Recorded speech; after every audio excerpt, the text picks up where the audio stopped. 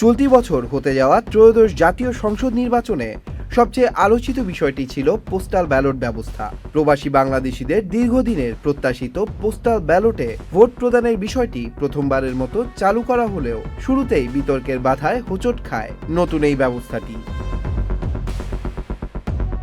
সম্প্রতি যোগাযোগ মাধ্যমে পোস্টাল ব্যালটের ছড়িয়ে পড়া বেশ কিছু ভিডিও ভাইরাল হতে দেখা যায়, যেখানে কয়েকজন মিলে বেশ কিছু পোস্টাল ব্যালট গুনতে দেখা যায়। খামের ঠিকানায় দেখা যায় বাহরাইনের নাম। অভিযোগ উঠেছে বাহরাইনে জামায়াতে ইসলামীর একজন নেতার বাসা থেকে পোস্টাল ব্যালটগুলো পাওয়া গেছে। এর মাধ্যমে নির্বাচনের আগে প্রবাসী ভোটারদের প্রভাবিত করা এবং কারসাজির চেষ্টা করা হচ্ছে বলেও দাবি করেছেন কেউ কেউ। বিষয়টিকে নির্বাচনের স্বচ্ছতায় হুমকি বলে মনে করছেন অনেকেই। ইসির তথ্য এখন পর্যন্ত ৭৫টি দেশে অবস্থানরত ৫,৮১,৬৮৯ জন প্রবাসী ভোটারের কাছে পোস্টাল ব্যালট পাঠিয়েছে নির্বাচন কমিশন।